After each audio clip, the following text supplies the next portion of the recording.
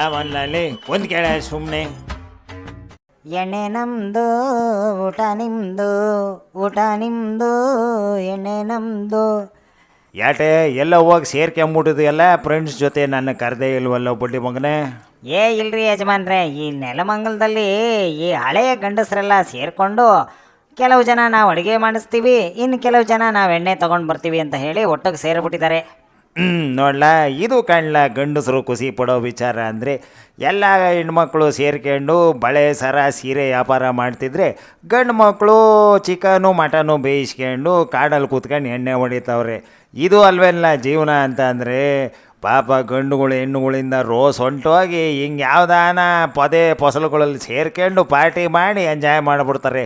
Base ಕಾಣ್ಲ ರೀ ಮುಚ್ಚ್ರಿ ಬಾಯಿ, ಇದು ಈ ಥರ ಸೇರಿರೋದ್ರಿಂದ ಸುತ್ತಮುತ್ತ ಜನಕ್ಕೆ ಮುಜುಗರ ಆಗ್ತಾ ಇದೆ ಅಂತ ಹೇಳಿ ಪಾಪ ಯಾರೋ ಮೊಬೈಲ್ನಲ್ಲಿ ವಿಡಿಯೋ ಮಾಡಿ ಹಿಡ್ಕೊಟ್ಬಿಟ್ರು ಕಣ್ರಿ. ಅರ್ಧಂಬರ್ಧ ತಿಂದಿದ್ದವರು, ಅರ್ಧಂಬರ್ಧ ಕುಡ್ದಿದ್ದವರು, ಪಾಪ ನಾಯಿ ನೋಡಿದ ಬೆಕ್ಕು ಓಡೋದಂಗೆ ಓಡೋಗ್ಬಿಟ್ರು ಕಣ್ರಿ. ಆಮೇಲೆ ಇನ್ನೇನು ರೀ, ಅಲ್ಲಿ ಬಿಟ್ಟಿದ್ದು ಎಣ್ಣೆ ಮಾಂಸ ಇನ್ನೊಂದು ಮತ್ತೊಂದನ್ನ ನಾಯಿ ತಿನ್ಕೊಂಡೋದ. ನನ್ನ ಮಗ ಯಾವನ್ನ ಹಿಡ್ಕೊಟ್ಟನು, ಒದಿಬೇಕಾ ಬೇಡವಾ ಅವನಿಗೆ? ಅದೇನೋ ಕುಡಿಯೋ ನೀರಲ್ಲಿ ಕೋಲಲ್ಲಾಡಿಸಿದ್ರು ಅನ್ನಂಗೆ ಮಾಡಿಬಿಟ್ನಲ್ಲೋ. ಪಾಪ ಗಂಡು ಮಕ್ಕಳು ಮನೆಗೆ ಹೋಗೋದು ಎಷ್ಟು ಕಣ್ಣೀರು ಹಾಕೊಂಡಿರ್ತವೋ ಏನೋ. ಯಾಶೀಟನ ಹೋಗಲಿ, ಈ ಬೀದರ್ನಲ್ಲಿ ಯಾವಲ್ಲ ಈ ಆಸ್ಪತ್ರೆ ಒಳಗೆ ಬೈಕ್ ನುಗ್ಗಿಸ್ಬಿಡೋದಾನೆ. ಅದೇ ರೀ, ಆ ಪಾರ್ಟಿನಲ್ಲಿ ಕುಡಿದು ಟೈಟ್ ಆಗಿದ್ದವರಲ್ಲಿ ಇವನು ಯಾರೋ ಒಬ್ಬ ಇರಬೇಕು.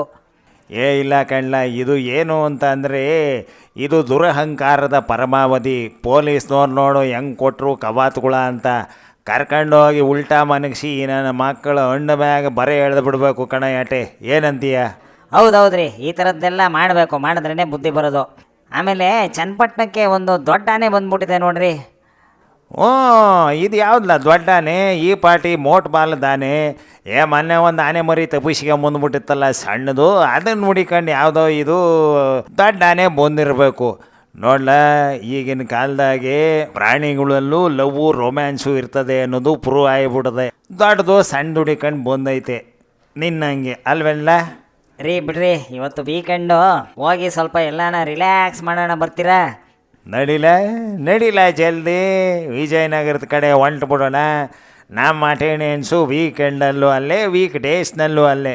ನಡಿಯಪ್ಪ ಹೋಗೋಣ. ಶಿವನೇ ಚನ್ನಬಸವ.